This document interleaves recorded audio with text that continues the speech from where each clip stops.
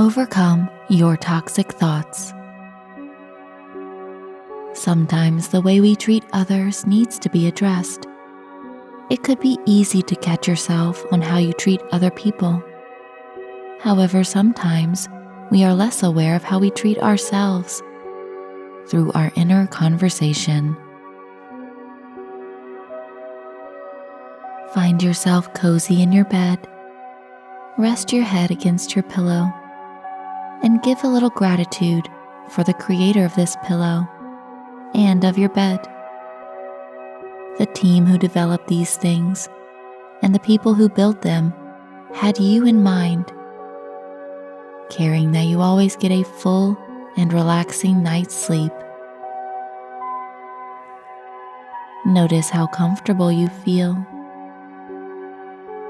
knowing you have nowhere to be for several hours,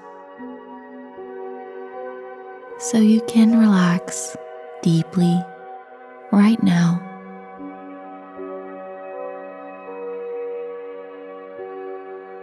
Make sure you've turned off all the lights and that there are no distractions. This will help you get the best night's sleep.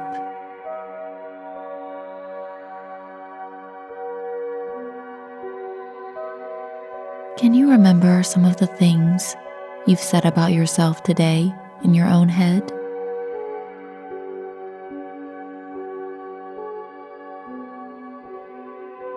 Were there some beliefs that you surely thought represent who you are and always have?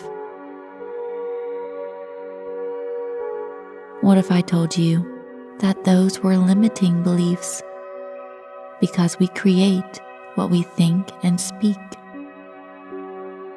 Therefore, if you always said to yourself, "I'm bad at math," you will actually fulfill that statement. This is because we as humans create our own self-image. And usually our minds and bodies respond to these thoughts about ourselves. It's similar to a soldier being given an order that must be carried out.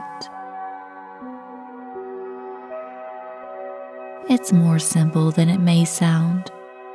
So as you get cozy in your bed and begin to let your mind slow down from the long day of action that you've had, you can listen to this wonderful story about how we become what we think.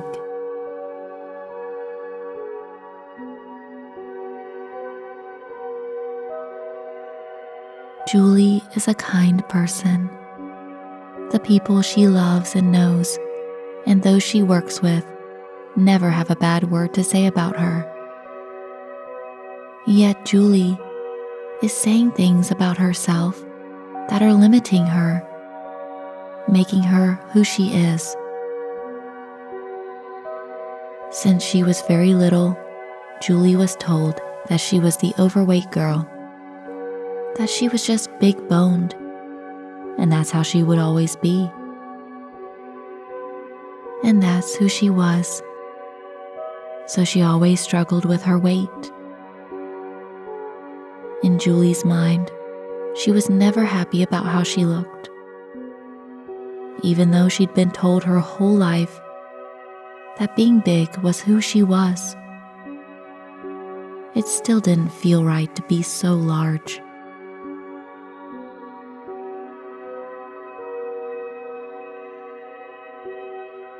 She tried different diets, but couldn't sit through the cravings. Each time she ate something unhealthy, she would say to herself, "Oh well, I'm just fat and that's how I've always been." And as she got older, it became more difficult to move her body around. Her friends would invite her places, but she found it was too exhausting and emotionally draining to think about going places where other people will notice that she has a problem with her weight.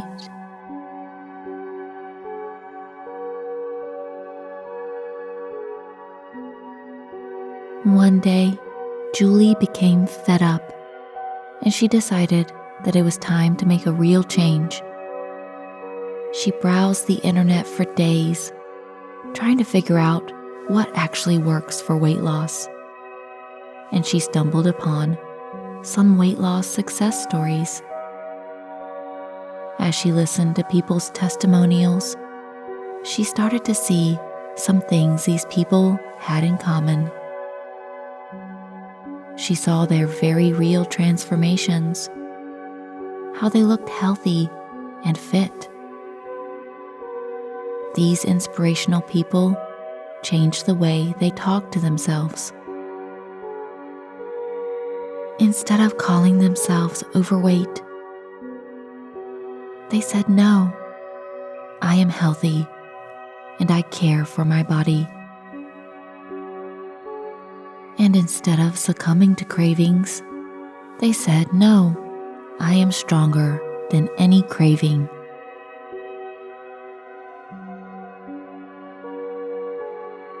Changing the way we talk to ourselves seems like a powerful way to change your life.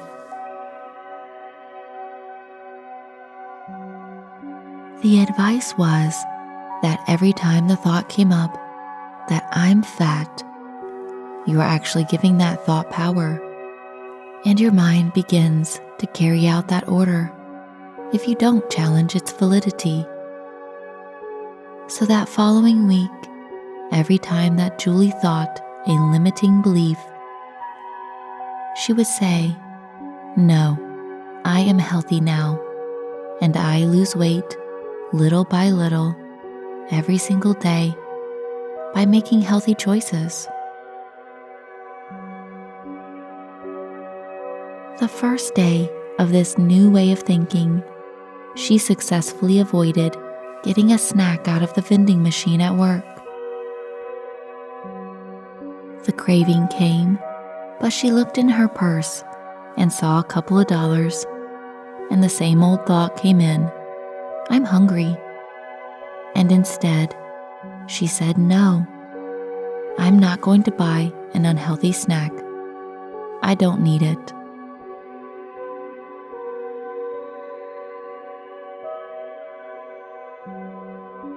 Her belly ached. Oh, her body did not like that she finally said no to its craving. So her stomach twisted and turned and acted very hungry for that typical unhealthy snack. She stood her ground and thought to herself, "I'll make it through this hungry feeling. It's not going to kill me anyways." And before she knew it, the ill feeling of hunger completely faded away. She survived a craving. "That's it?" she said out loud. "My hunger didn't even last that long." Before, she thought that if she didn't attend to eating when she felt hungry, that it would get worse and worse until she was starving. However, sitting through a craving and feeling this feeling was a little challenging, but in the end, it didn't even continue. Maybe I've been reading this feeling wrong my whole entire life. She began to sit and wait when she first felt hungry and timed how long these feelings would last. Day after day, she would watch the clock as soon as she got hungry and see how long it would take for the feeling to pass away.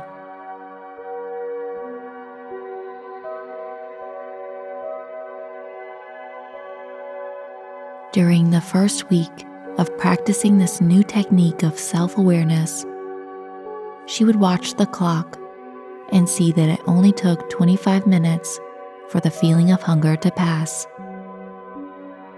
Then on the second week, only 15 minutes went by. Then on the third, 10 minutes. That's all it took to ride the wave of a craving. Julie's technique was looking at a clock and waiting patiently.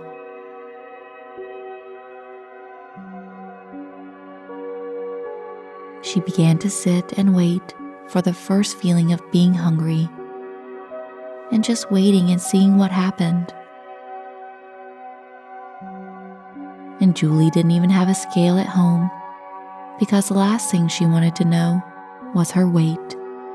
But one day she woke up and grabbed her favorite comfy jeans and put them on, and they were slipping off of her waist. Wow, she thought. All I did was watch my cravings and observe them, and I lost weight. This is amazing. It really does matter how you talk to yourself. She didn't even expect this. She actually had to dig out a belt from the bottom of her closet. When was the last time she needed a belt?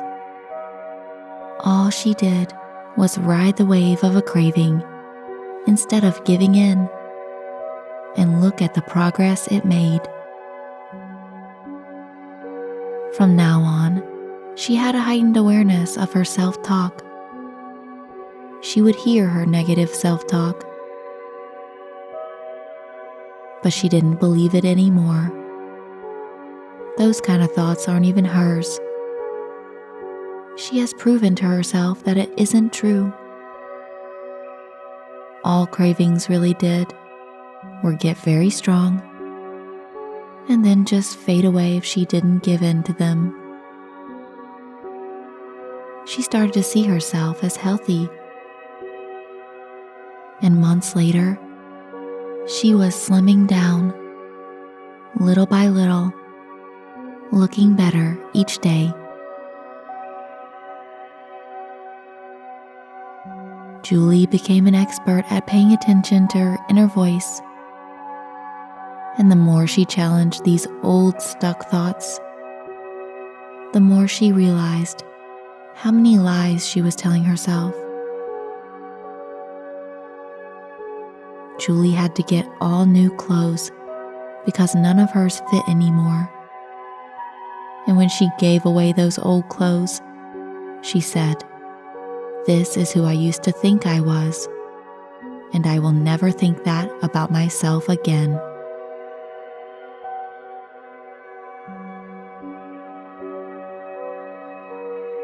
As you drift and dream to a sleepy land, think of Julie and how she watches the things she says in her head, and she challenges toxic thoughts.